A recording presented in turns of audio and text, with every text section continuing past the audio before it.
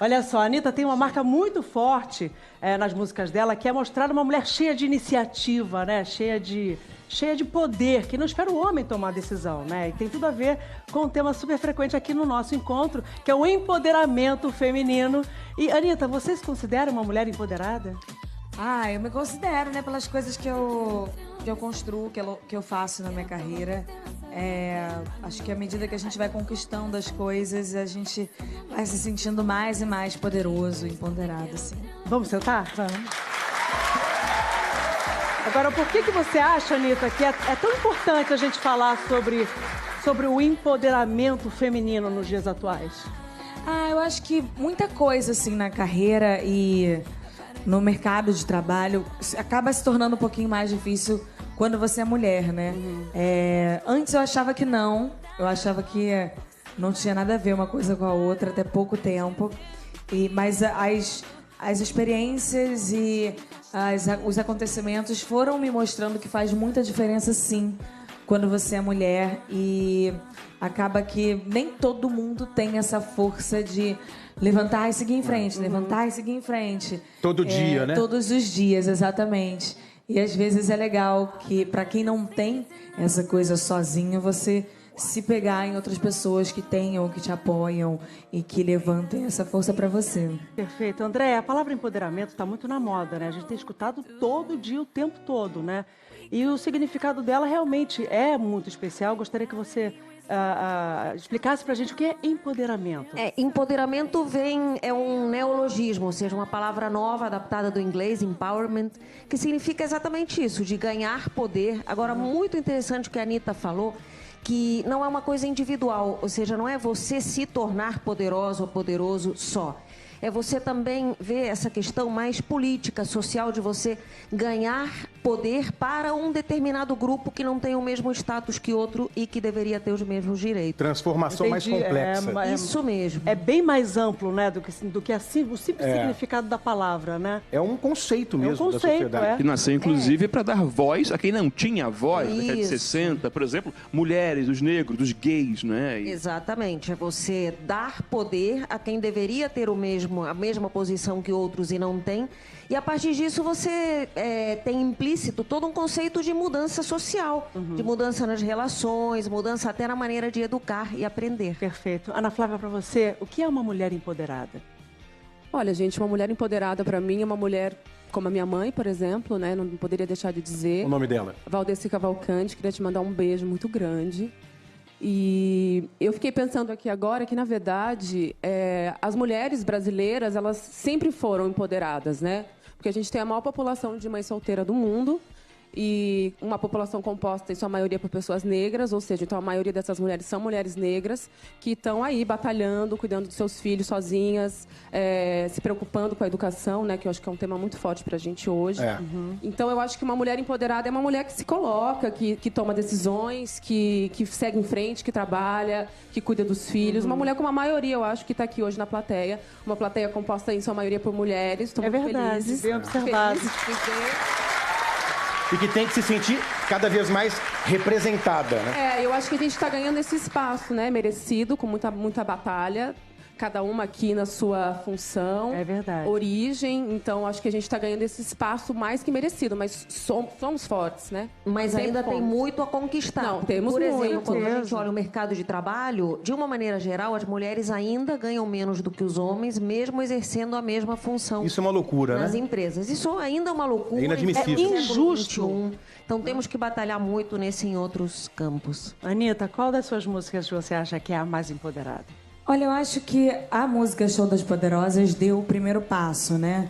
Até então, antes de eu lançar essa música, era muito difícil eu conseguir empregar qualquer tipo de discurso feminino, né? Que eu sempre era levada na visão de que o fato de eu dançar e levar a sensualidade e usar pouca roupa e etc., não me qualificava como uma pessoa para falar deste tipo de coisa. Você se sentia assim?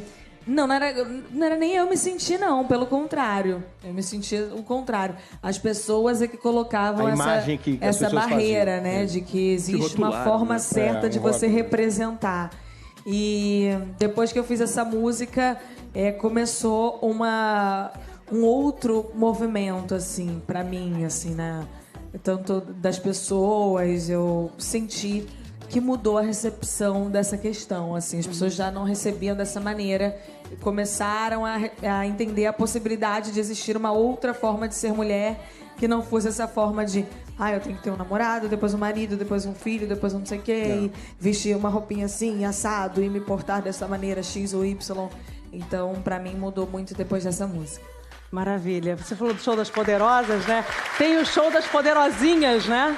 Que faz o maior sucesso, André, faz o maior sucesso. E Ana, o show das poderosinhas faz o maior sucesso. As músicas da Anitta é uma nova geração, né? De crianças e adolescentes que adoram os hits da Anitta. E aí eu quero perguntar pra você, Andréia, como é que você vê essa mudança nessa geração com relação a esse empoderamento já acontecendo?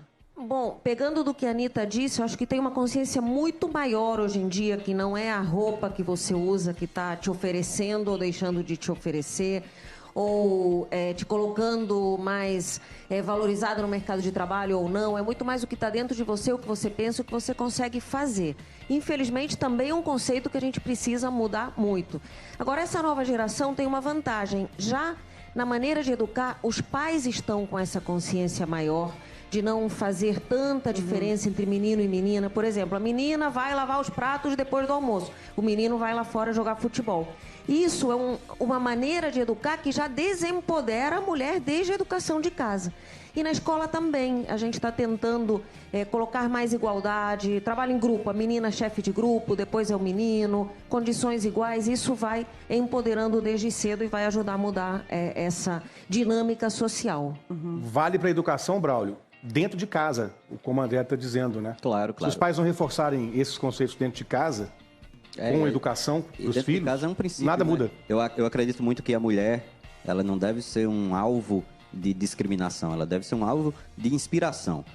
Eu tenho 32 anos de vida e eu posso afirmar de forma muito tranquila que as minhas grandes referências como ser humano são mulheres. Então, eu aprendo muito com as mulheres. Quem são? Quem são essas referências? Rapaz.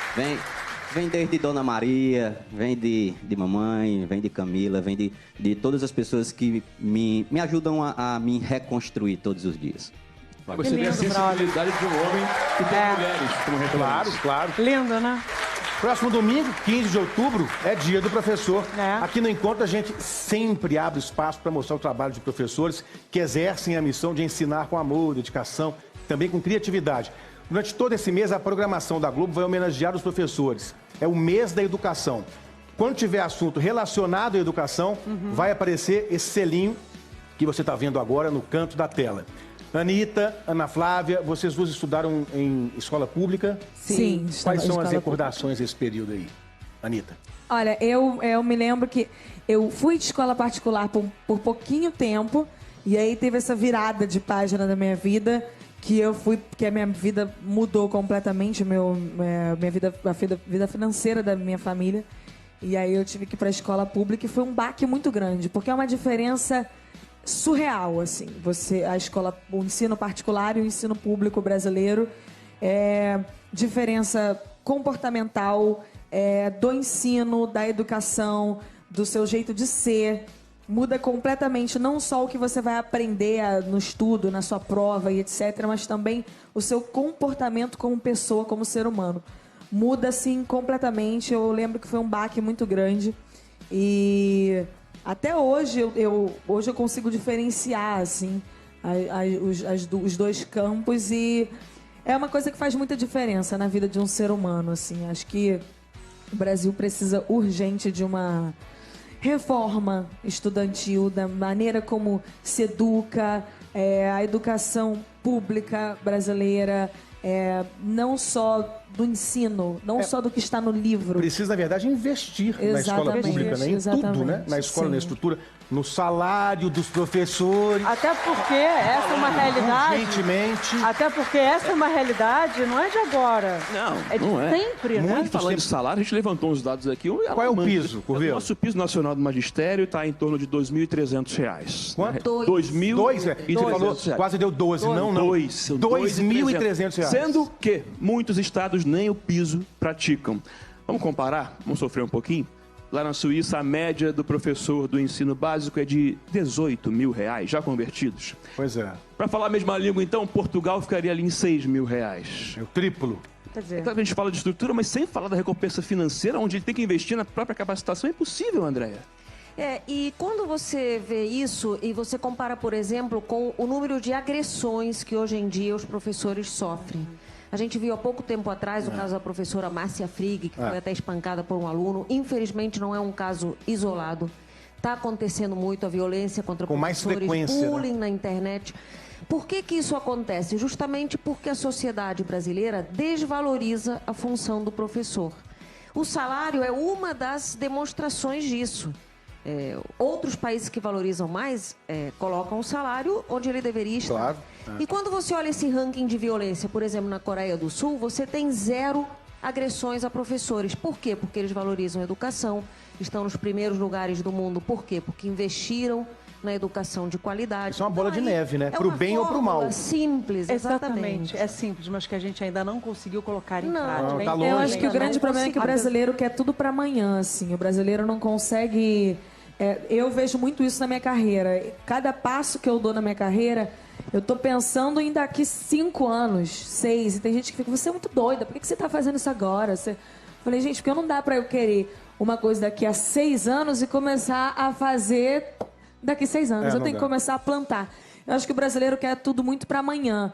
Então, se ele acha que se ele investir na educação hoje, aí ano que vem ele tá vendo a resposta. Não é assim. Tem que investir. investir. É uma bola de neve, porque você tem que investir em toda uma educação de um ser humano para ele poder fazer com o filho dele da mesma maneira. Então você tem que esperar uma geração para você ver esse resultado. E essa é uma das razões pelas quais não se investe, porque só se pensa no partido político, naquele gestor. Na próxima eleição, né? Enfim, eu também para que eu vou investir em educação 4 anos se só vai ter feito daqui a 16? Para outro político colher o que eu plantei. Exato. Mas olha só, tem exemplos que são muito legais, como por exemplo, a gente vai conhecer agora uma coordenadora pedagógica que está conseguindo mudar uma escola pública da Bahia. Sabe como, gente? Ela incentiva os pais a ajudarem a melhorar a escola.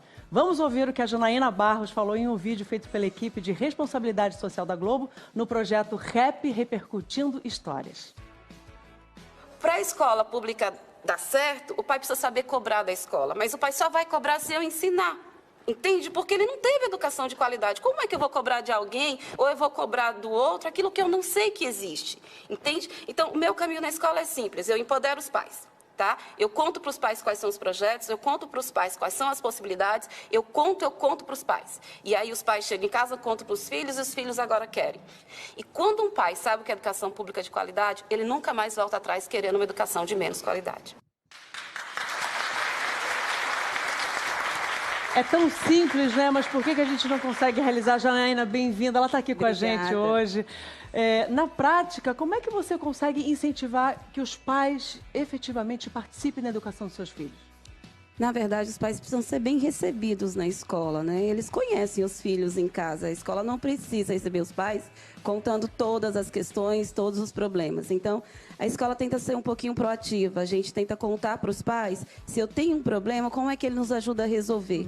Então, por exemplo, tem uma coisa bobinha que a gente faz, mas que dá muito certo. O pai chega assim, Janaína, ele não faz dever de casa. Eu pergunto, mas ele não faz, ele não estuda. Diz sempre que não tem. Eu disse, vamos fazer o seguinte, faz uma marquinha no caderno dele hoje. Não precisa ele ver. A semana que vem você traz o caderno para mim e a gente vai ver realmente se ele não faz dever. Só que na outra semana, o pai não chega lá para eu ficar expondo a criança, expondo a família, dizendo que não fez. Eu digo que a gente faz o seguinte, eu vou pegar o caderno de uma outra coleguinha, vou tirar xerox e a gente vai ajudar. Ai, Janaína, mas eu não tenho tempo de ajudar a fazer isso, não tenho tempo de repor matéria. Não tem problema, bora agendar um horário para ele vir para a escola. Então, assim, a gente precisa dizer aos pais como. Eu acho que a gente tem muita frase de efeito. Vá para a escola, compartilhe com a escola, ajude a escola. Mas a gente informa muito pouco aos pais como se faz isso. Então, assim, tem criança que chega no 6º ano, a primeira vez na escola, chega chorando. E a mãe diz, olha, acho que ele não está gostando da escola. Eu digo, não é assim. Então vamos ver o que está acontecendo? Às vezes ele não consegue copiar a matéria, às vezes ele não consegue entender que ele tem 10 professores, às vezes ele não consegue entender que ele tem um caderno e tem que anotar 10 coisas diferentes, espaço diferente. Então, acolher essa criança, dizer para ela como se faz, ajudar o pai a entender que não é só uma questão de não querer, porque a gente gosta muito de colocar esse rótulo, né? Não quer estudar, aluno de escola pública não gosta de ler, aluno de escola pública não gosta. Não é verdade. Vamos ajudar esse aluno a se aproximar, a gostar da escola, porque quem é que não gosta de aprender e de fazer sucesso, não é? Então, chegar em casa, receber um elogio do pai, que foi legal o trabalho, todo aluno quer. Então, o que eu faço é, quando o pai chega, não conte para o pai coisas ruins sobre uma criança. Escute o pai, veja qual é a relação que ele tem em casa com seu filho. E se eu puder ajudar, eu sempre vou dar uma dica de como fazer. Então, dizer ao pai como ser parte da escola é o que eu faço. Mas é muito lindo. Olha só, o que mais me emociona e me chama a atenção, Andréia, é não só a preocupação que a Janaína tem com os seus alunos, mas a dedicação. Porque tudo que ela falou aqui, imagina fazer isso aluno por aluno. Falta isso também na nossa... Eu quero, inclusive, fazer uma homenagem a todos os professores das escolas públicas, porque a gente esquece que, às vezes, esse mesmo professor dá aula nas duas realidades, na escola particular e na escola pública. Na escola pública, o desafio que ele tem, quando ele não tem material, não tem remuneração adequada, por isso que precisa trabalhar em 2 lugares. Às vezes, tem escola pública que não tem água potável nem um banheiro perto. É terrível, né? Então, assim, é uma realidade muito dura. É muito complexo, com famílias que nem sempre têm a formação acadêmica necessária para reforçar o trabalho. Então, se falar...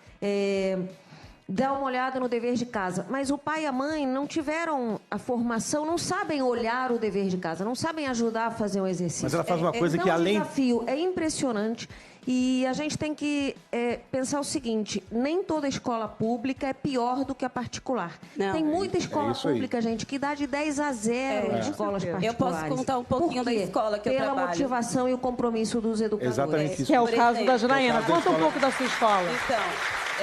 como é que se chama a escola? A escola Ivani Oliveira, que está todo mundo assistindo. Os 420 alunos estão lá agora no vai montar uma antena, que a escola não tem televisão. A Anitta falou uma coisa que me chamou a atenção. Desse distanciamento do ensino da escola. Olha lá, tá ao vivo, olha lá o videozinho. Mandaram um vídeo agora pra gente. Todos reunidos te vendo.